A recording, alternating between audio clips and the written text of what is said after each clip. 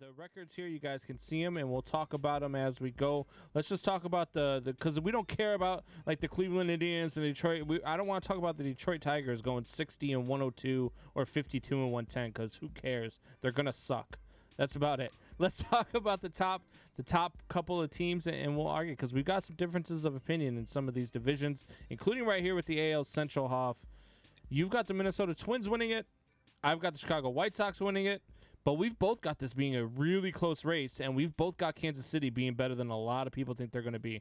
Yeah, and I'm wondering now with, Chicago's already facing that injury bug. So, they're going to stay healthy. And, again, the question mark is Tony La Russa. So that's where, I got a one-game difference right now, but that could be even bigger if, they can't stay healthy. Yeah, absolutely. And losing Eloy Jimenez is huge.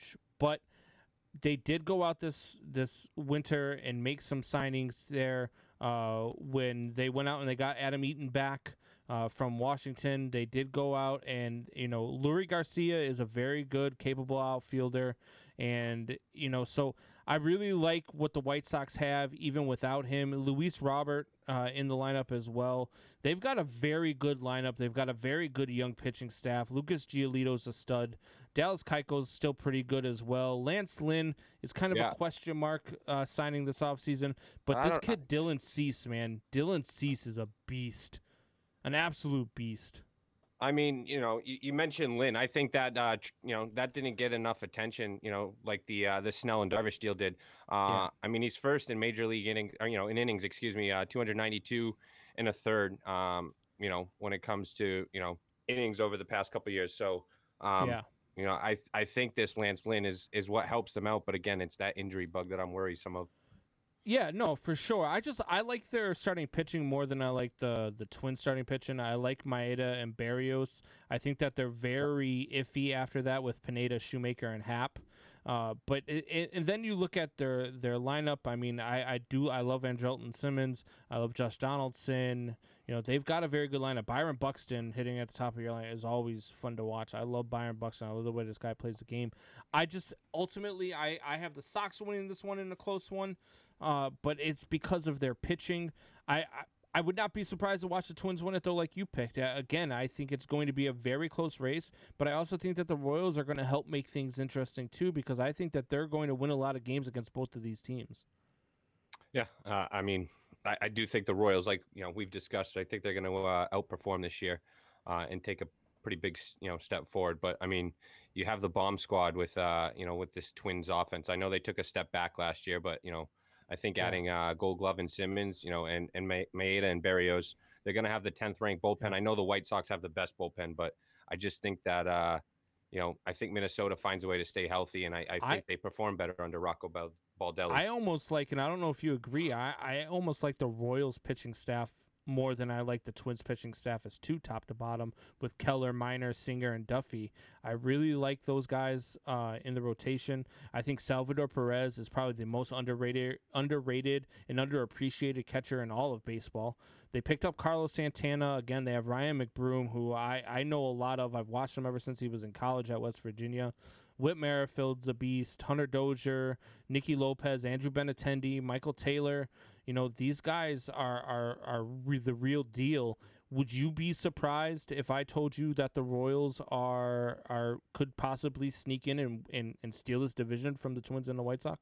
I wouldn't be surprised. I mean, most of those guys that you mentioned, a lot of them dealt with, had down years last year, but a lot of them dealt with COVID. So right. I think a lot of them are due back, especially my guy Benintendi from Boston. So I think he's going to be a huge addition to them. They're going to have one of the fastest outfields, pretty solid defensively. They're going to hit, and like you said, they got, they're not the best pitching staff, but top to bottom, they're solid.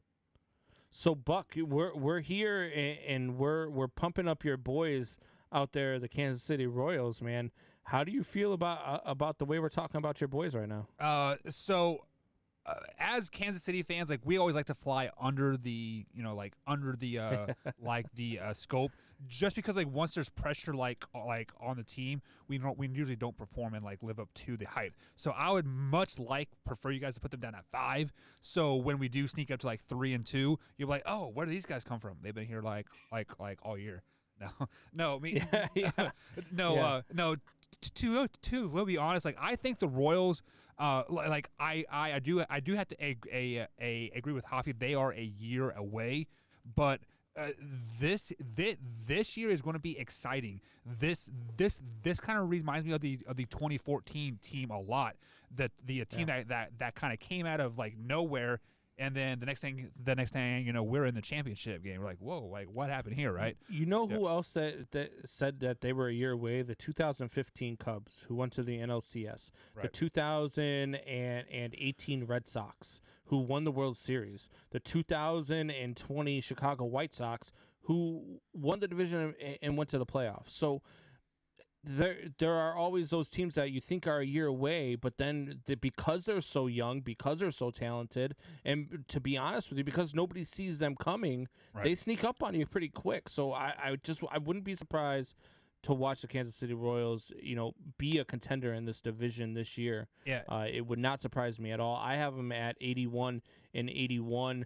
Hoffy, I know you have them close as well. You have them at 82-80. So we're right there. We're right there really with this entire division. I think Detroit's going to be a little bit worse than you do, but still 102 losses or 110 losses, still that's a really rough season. What is going on? It's your boy Brandon Combs from The Man Hour. If you have not downloaded Thrive Fantasy yet, I am not sure what you're waiting for. Download Thrive Fantasy on the App Store or Play Store by visiting their website, www.thrivefantasy.com. Sign up and prop up today.